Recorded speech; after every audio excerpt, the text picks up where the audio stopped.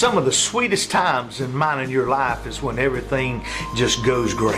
Boy, hey, it is such a blessing, man, when you got everything going good for you, when everything is working out, and boy, you just have no troubles, and man, everything's great.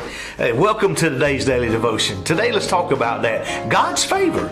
In the book of Nehemiah in chapter 2 and verse 8, and it says, "And may I have a letter to Ashpa, keeper of the king's forest, so he will give me timber to make beams for the gates of the citadel by the temple, and for the city wall, and for the residence I will occupy. And because the gracious hand of my God was upon me, the king granted my request." Oh man, boy, Nehemiah. You know, Nehemiah had been brought some tough news. He'd been brought some news about the city, about his hometown, his own place, how the walls had been broken down and torn down, and the old city is just being rampaged and ramped over and just torn apart. And it was just, you know, there was no protection for all of his kindred and his friends and his family, his community. And boy, it cut him at heart. And he wanted to go back there, and he wanted to go and he wanted to build this wall back, and he wanted material to do it with, and it was just a lot of things. But Nehemiah being that cupbearer,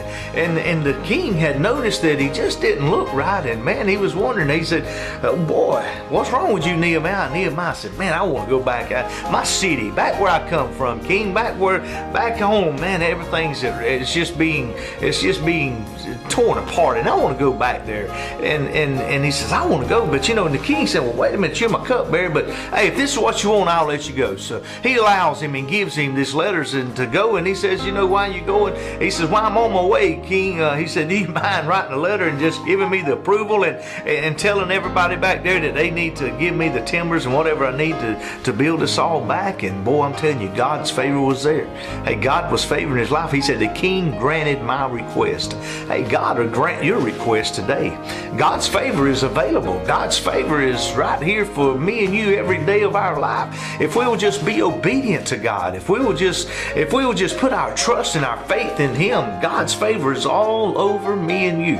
Boy, don't you know what it's like? Don't you know that feeling? If you don't, then I'm telling you, if you ever get that feeling, when you have God's favor, hey, when you have a fervent prayer, you just praying so hard and you wanting God to hear your prayer, and you're deep in your relationship with God, man, you pray for somebody to get healed, wham, right off the bat, they get healed. You pray for, "God, I need a new job." Hey, the next day, wham, the phone rings. "Hey, would you like to come go to work?"